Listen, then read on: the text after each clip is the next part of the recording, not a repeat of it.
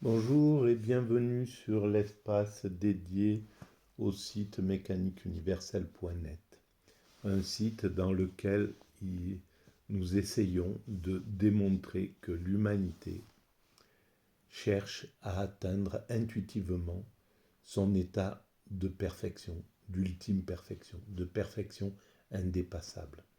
Nous évoluons progressivement, l'ensemble humain, vers cet état de perfection.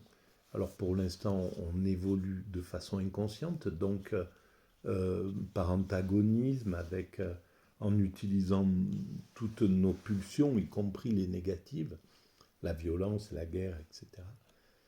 La haine d'autrui, la jalousie, enfin toutes ces pulsions dont on connaît le résultat.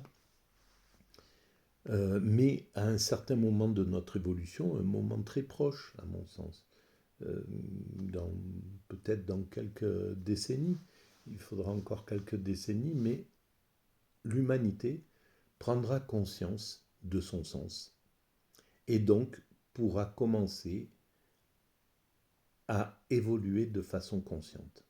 C'est-à-dire, si, si l'humanité, imaginons que l'humanité accepte l'idée que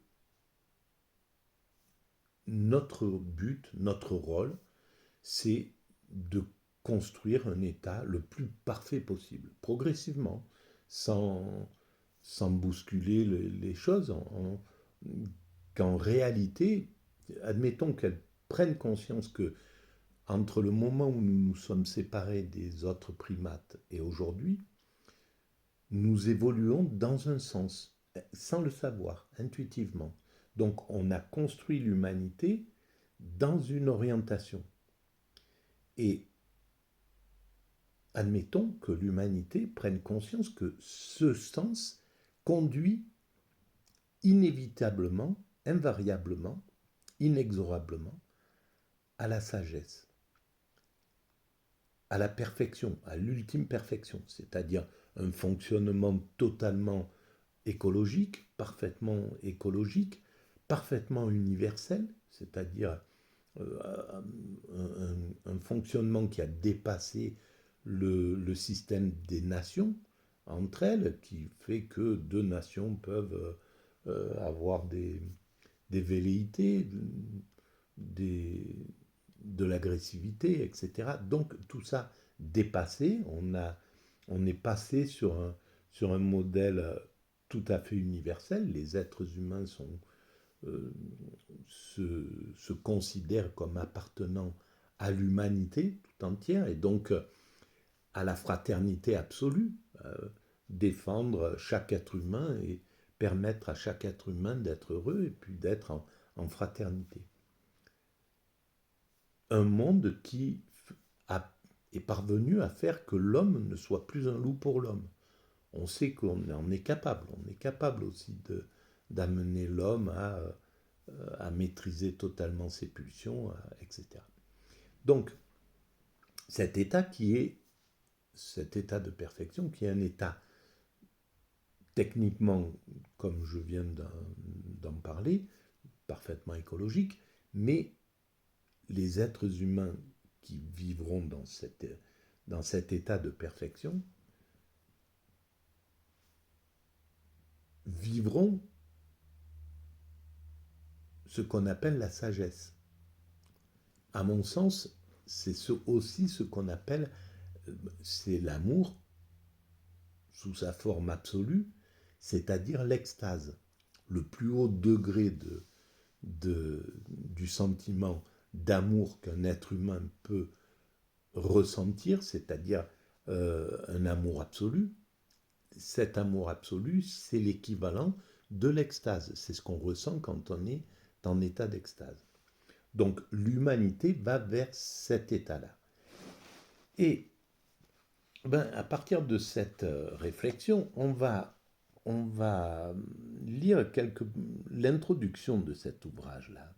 Spinoza, de l'amour, philosophie de l'amour. Alors, c'est sous la direction de Chantal Jacquet, Pascal Sébrac, Ariel Suami. On va commencer à lire la préface. Et donc, c'est la façon dont Spinoza pense l'amour, justement, tel que je viens de le dire. C'est-à-dire, l'humanité va vers cette ultime perfection, l'amour. Admettons que l'humanité prenne conscience que notre but, c'est de construire cet état de paradis. Voilà, les chercheurs, peut-être dans quelques décennies, diront, ben oui, voilà, cette pensée que les grandes religions ont déjà émise, que les grandes philosophies ont déjà émise, elle est juste. Effectivement, l'humanité cherche à rejoindre le divin, cherche à atteindre cet état de fusion avec le divin qui est un état d'amour absolu. Donc maintenant, puisqu'on a décrété que c'était notre but, que c'était notre sens, que c'était ce que nous construisons de façon inconsciente, ben maintenant, il n'y a plus de raison de le construire de façon inconsciente. On va le construire de façon consciente. Donc, qu'est-ce qu'on construit? On construit l'unité humaine. D'accord. Bon, ben alors, on arrête nos antagonismes. On cesse toute guerre. On écarte toutes les armes. On recycle tout ce matériel euh, pour faire autre chose, pour faire des ponts entre les êtres humains, des routes, des choses. Bon, bref, tout ce système-là. Et on sort de cette idiotie, en fait, de cette course à l'armement, qui est une idiotie sur cette planète. Quand on réfléchit, si on prend un peu de recul, on est posé sur une planète qui a tout du paradis, perdu au milieu de l'univers. C'est un véritable paradis, hein, c'est clair. Et on se tape dessus, on avance tête baissée, à coups de tête les uns contre les autres, sans comprendre que c'est absurde, quoi. Voilà, donc l'humanité prendra conscience de cette absurdité et donc décidera d'en finir avec l'antagonisme. Voilà, dans les possibilités d'évoluer, on sait évoluer de façon neutre, c'est-à-dire sans interaction entre les individus, par antagonisme, c'est-à-dire à travers la guerre, la violence, etc., par commensalisme, c'est-à-dire un système qui engendre du bien pour l'autre et l'autre qui le vampirise, par symbiose, c'est-à-dire deux systèmes des systèmes qui produisent pour l'autre le meilleur possible, et l'autre, inversement, le meilleur possible pour soi. Et c'est ce vers quoi nous devons aller. Nous devons évoluer vers le symbiotisme. Nous évoluerons vers le symbiotisme. Et évidemment que lorsque l'humanité aura pris conscience de l'absurdité de se battre sur cette planète perdue au milieu de l'univers, que notre but est autre que celui-là, eh bien, ça sera très facile de décider que nous travaillons tous à ce but. Voilà, on sort de la mécanique de la compétition féroce, de la compétition violente, pour passer sur une compétition respectueuse, ludique, etc. Voilà, une compétition à but favorable pour l'ensemble humain. On aura une vision universelle des choses. Et donc, avec le sentiment que tout être humain doit être protégé sur cette planète. Voilà. Donc, cette idée-là, elle va là. Alors, si je commence à lire de Je vais commencer à lire cette préface. Parce que Spinoza, à mon sens, quand il parle de l'amour, c'est justement de cet amour dont il parle, de l'amour absolu, du plus haut degré que l'humanité peut atteindre. Alors à son époque, il ne pouvait sans doute pas se projeter vers une humanité qui fonctionnerait universellement, etc. C'était encore trop tôt dans l'évolution. Maintenant, on se rend bien compte qu'on n'est pas loin de l'universalité. On a construit les structures, l'ONU, l'UNESCO, etc. Mais c'est tout nouveau dans l'évolution. Donc, je commence à lire. L'amour, ô doux enfants, n'est pas rien que l'amour. On l'adore partout sous mille noms divers. Il est la mort, il est la force impérissable, et la démence, et le désir inguérissable. Il est la plainte, il est activité et calme, et violence. Sophocle, dans la traduction de Marguerite Yourcenar. Et Sophocle avait raison. C'est que la violence, par exemple, c'est que des demandes d'amour qui ne savent pas s'exprimer. C'est tout. Tout ce qui est négatif, la haine d'autrui, c'est une demande d'amour qui ne sait pas s'exprimer, etc. Tout ce qui est négatif en nous, c'est juste des erreurs d'aiguillage, en somme. Et c'est pour ça que tout ça sera dépassé, toutes ces haines. Alors l'amour pour Spinoza est, ouvrez les guillemets, une joie accompagnée de l'idée d'une cause extérieure. Alors, l'amour sous cette forme-là, pour moi, c'est l'extase. Et l'extase, c'est la joie accompagnée de l'idée d'une cause extérieure. C'est-à-dire, quand on est dans un état d'extase, on est en contemplation.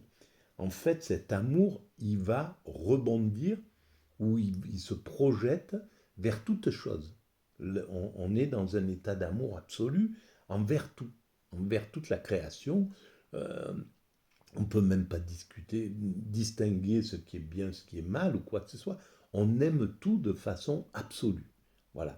Et donc c'est bien vers une cause extérieure.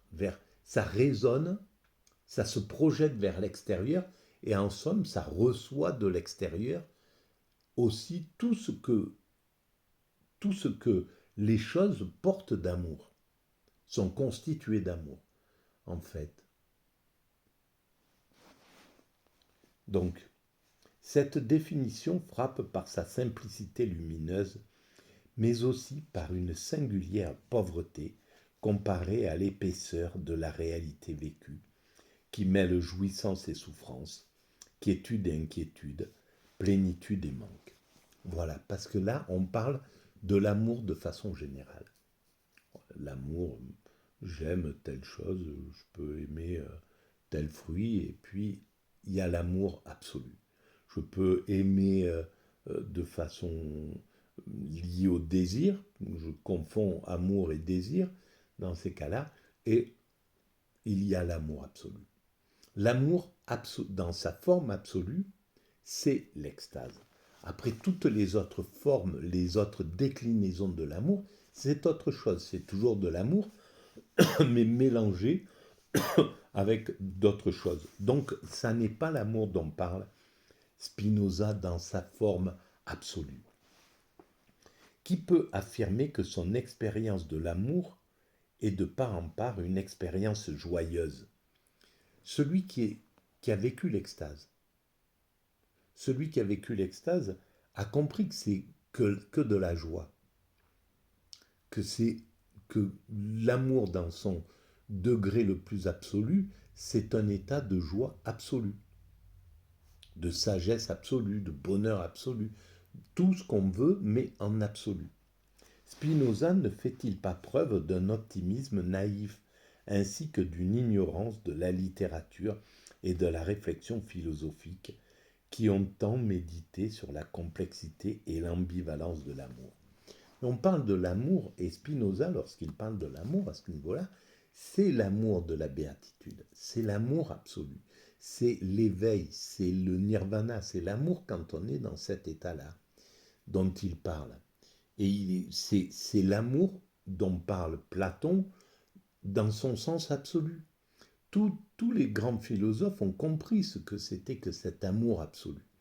Dans le banquet, Platon, il parle de cet amour absolu, c'est ce dont parle Diotime. Voilà. Et il explique tous les degrés d'évolution de cet amour, qui commence par l'amour des choses matérielles, etc. Puis progressivement, il monte jusqu'à devenir cet amour absolu, qui ne s'intéresse plus à l'objet en lui-même, qui est plus qu'une émanation de l'amour. Je reprends. C'est ce que lui reproche par exemple Ferdinand Alquier. Comment admettre, après avoir connu les tourments de l'amour, après avoir lu Racine, Goethe ou Proust, après avoir songé à Phèdre, à Werther, à Swann ou à l'amante d'Albertine, que l'on puisse définir l'amour comme une joie qu'accompagne l'idée d'une cause extérieure. Ben, c'est parce que Spinoza a vécu l'amour absolu, a vécu l'extase, a compris ce que c'était que cet état d'extase, que cet état d'amour qui est indépassable, qui est dans son état le plus absolu possible, le plus pur possible.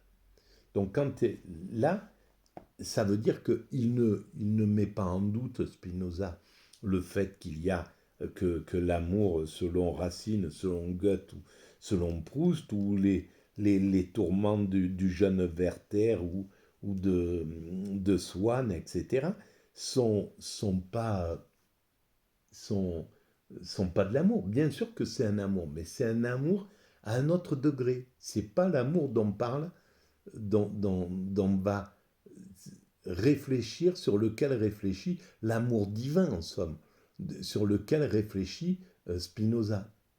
C'est pas l'amour dans son essence que toutes les religions ont compris. Mais les religions ont compris aussi ce que c'est que l'amour basique, ce que c'est que l'amour ordinaire, l'amour dans la conscience ordinaire. Mais elles ont compris ce que c'est aussi que l'amour dans sa forme absolue. C'est ça la différence. Je continue. Nous avons affaire, conformément au principe spinoziste, à une définition génétique. Avouons ne pas y reconnaître ce que chacun appelle amour. Ben voilà, c'est autre chose que ça. On ne parle pas de la même chose. On parle de l'essence de l'amour et des déclinaisons dans la vie ordinaire. C'est deux choses différentes. De fait, Spinoza réduit l'amour à la joie et il est conduit en vertu de la logique de son système à en faire un affect dérivé. Cette prise de position est doublement problématique. L'amour ne s'accompagnerait-il jamais de tristesse et de malheur? Second, dans l'ordre des affects, l'amour est-il pour autant secondaire dans la philosophie de Spinoza? On va arrêter là pour cette vidéo et on reprend dans la foulée.